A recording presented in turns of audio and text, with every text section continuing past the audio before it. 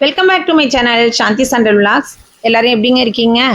இன்னைக்கு chapati side dish கத்திரிக்காய் தொக்கு எப்படி பண்ணலாம் அப்படின்னு பார்க்கலாமா? எப்பொழுதுமே சப்பாத்திக்கு நம்ம குருமா, தக்காளி தொக்கு இது மாதிரி தானே சாப்பிட்றோம். இது மாதிரி கத்திரிக்காய் தொக்குமே வச்சு செஞ்சு சாப்பிட்டு பாருங்க. அப்புறம் ஒரு தடவை செஞ்சிட்டிங்கன்னா விடவே மாட்டீங்கங்க. அவ்வளோ ஒரு டேஸ்ட்டு அட்டகாசமாக இருக்கும். வீடியோவை ஸ்கிப் பண்ணாமல் ஃபுல்லாக பாருங்கள். புதுசாக பார்க்குறீங்க அப்படின்னா சாந்தி சண்டல் விலாக்ஸை சப்ஸ்கிரைப் பண்ணிட்டு பாருங்கள். உங்கள் ஃப்ரெண்ட்ஸ் அண்ட் ரிலேட்டிவ்ஸ்க்கு நிறைய ஷேர் பண்ணுங்கள். இந்த அருமையான கத்திரிக்காய் தொக்கு சப்பாத்திக்கு மட்டும் இல்லைங்க, சாதத்தில் போட்டு சாப்பிட்றதுக்குமே சூப்பராக இருக்கும். வாங்க எப்படி செய்யலாம்னு பார்க்கலாம். இப்போ இதுக்கு நான் எங்கள் ஊர் ஸ்பெஷல் நீடாமங்கலம் ஸ்பெஷல் படுகு கத்திரிக்காய் எடுத்திருக்கேன். நான் 3 கத்திரிக்காய் நான் யூஸ் பண்ணியிருக்கேன் இந்த தொக்குக்கு. கத்திரிக்காய் நல்லா வாஷ் பண்ணிவிட்டு காம்பை கட் பண்ணி 4 துண்டுகளாக கட் பண்ணிக்கலாம். எங்கள் ஊர் ஸ்பெஷல் கத்திரிக்காய் பாருங்கள், அதில் ஏதாவது விதை பிடிச்சிருக்கான்னு பார்த்தீங்களா? எவ்வளோ பிஞ்சாக இருக்குது பாருங்கள். அவ்வளோ ஒரு சூப்பராக இருக்குங்க. இது மாதிரி சின்ன சின்ன துண்டுகளாக கட் பண்ணி எடுத்து வச்சுக்கலாம். 3 கத்திரிக்காய்க்கு 4 பழுத்த தக்காளி பழமாக நான் எடுத்திருக்கேன்.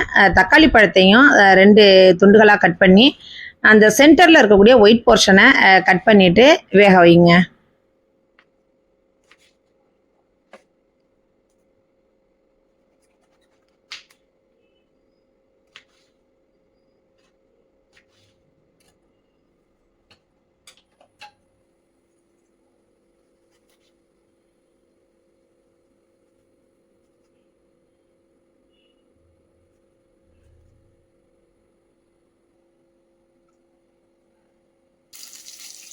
இப்போ ஸ்டவ் ஆன் பண்ணி ஒரு பேன் வச்சு நல்லா ஒரு குழிக்கரண்டி அளவுக்கு ஆயில் விட்டு நம்ம கட் பண்ணி வச்ச கத்திரிக்காய், தக்காளி எல்லாத்தையுமே இதில் சேர்த்துக்கலாம்.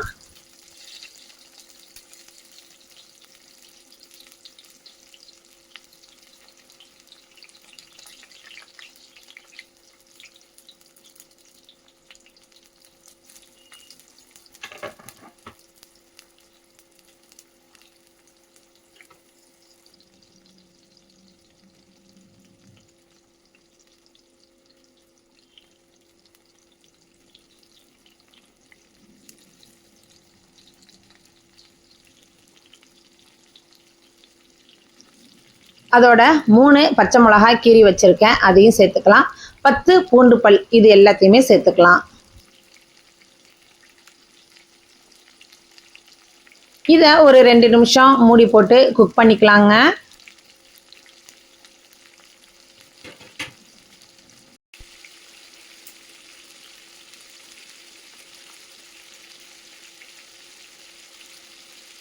ரெண்டு நிமிஷத்துக்கு அப்புறம் நம்ம அந்த கத்திரிக்காய் தக்காளியை இன்னொரு சைடு திருப்பி விடலாம். திரும்ப இது ஒரு 2 நிமிஷம் அப்படியே இருக்கட்டும். இதையுமே மூடி போட்டு ஒரு 2 மினிட்ஸு குக் பண்ணிக்கலாம். இந்த தக்காளி கத்திரிக்காய் வந்து நல்லா அதில் வந்து வதங்கணுங்க, அந்த ஆயிலே நல்லா வதங்கணும். இதை நம்ம போட்டு கரண்டியால் கிண்டணுங்கிற அவசியமே கிடையாதுங்க, தானாக ஆட்டோமேட்டிக்காக வெந்துடும். இப்போ 2 நிமிஷத்துக்கு அப்புறம் பார்த்தீங்க அப்படின்னா தக்காளி பழத்தோட அந்த ஸ்கின் எல்லாம் தனியாக உறிஞ்சு வந்துருச்சு பார்த்தீங்களா? ஸோ இது எல்லாமே நல்லா வெந்துருச்சு. உங்களுக்கு வந்து இந்த கத்திரிக்காய் வந்து நல்ல பிஞ்சு கத்திரிக்காய் அப்படிங்கிறதுனால இதில் உள்ள ஸ்கின்னை நம்ம வந்து எடுக்கணும்னு அவசியம் கிடையாது. நீங்கள் முத்தனை கத்திரிக்காவாக இருந்தால் அதில் உள்ள ஸ்கின்னை எடுத்துருங்க. இப்போ இதெல்லாம் நல்லா வெந்த பிறகு ஸ்டவ்வை ஆஃப் பண்ணிவிட்டு நல்லா மேஷாரால் வச்சு இது நல்லா கடைஞ்சி விட்டுக்கலாம். நல்லா கூழ் மாதிரி உங்களால் எந்த அளவுக்கு கடைய முடியுமோ கடைஞ்சிக்கோங்க. அப்படி சப்போஸ் உங்களால் கடைய முடியல அப்படின்னா மிக்சியில் சேர்த்து ஒரு பல்ஸ் மோடில் போட்டிங்கன்னா கூட உங்களுக்கு நல்லா மசிஞ்சிடும். சூப்பராக இது மாதிரி கடைஞ்சி வச்சுட்டு அடுத்து நம்ம ஸ்டவ் ஆன் பண்ணி நான் மண் சட்டி வச்சுருக்கேன். மண் சட்டியில் ஒரு 2 ஸ்பூன் அளவுக்கு ஆயில் சேர்த்துக்கலாம். ஆயில் சூடானதும் 1/4 டீஸ்பூன் அளவுக்கு சீரகம் சேர்த்துக்கிறாங்க. அதோட தனி மிளகாத்தூள் 1 ஸ்பூன், 1/4 ஸ்பூன் மஞ்சள் தூள் சேர்த்துக்கிறேன். நீங்கள் இது மட்டும் இல்லைங்க, வேறு உங்களுக்கு தேவைப்படுற கரம் மசாலா கூட சேர்த்து கூட அது மாதிரி கூட பண்ணலாம். பட் இப்படி செஞ்சாலே ரொம்ப சூப்பராக இருக்கும். இப்போ ஸ்டவ்வை வந்து ஃபுல்லாக சிம்மில் வச்சுட்டு அந்த மிளகாத்தூளை சேர்த்து ஒரு கிளறி விட்ட பிறகு நம்ம கடைஞ்சி வச்ச கத்திரிக்காய் தக்காளி தொக்கை இதில் சேர்த்து நல்லா மிக்ஸ் பண்ணி விடுங்க.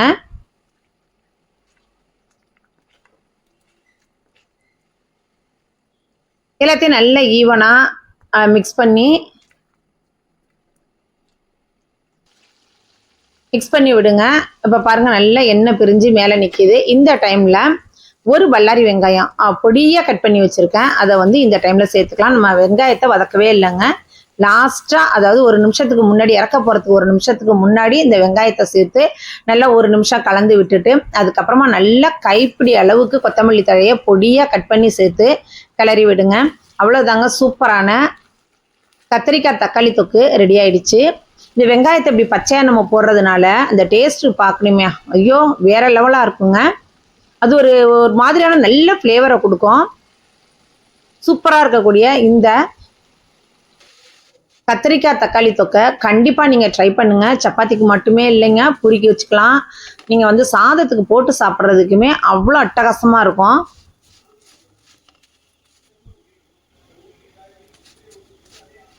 உங்களுக்கு பார்த்தா தெரியும், நம்ம வந்து இந்த ரெசிபிக்கு வந்து அதிக மசாலாவே நம்ம சேர்க்கவே இல்லை.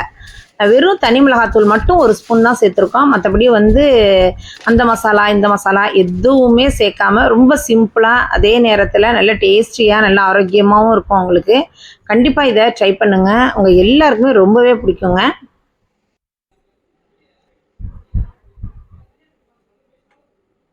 இந்த ரெசிபியை செஞ்சு பார்த்து நீங்கள் சாப்பிட்டுட்டு எப்படி இருந்துச்சு அப்படிங்கிறத மறக்காமல் கமெண்ட் பண்ணுங்கள்.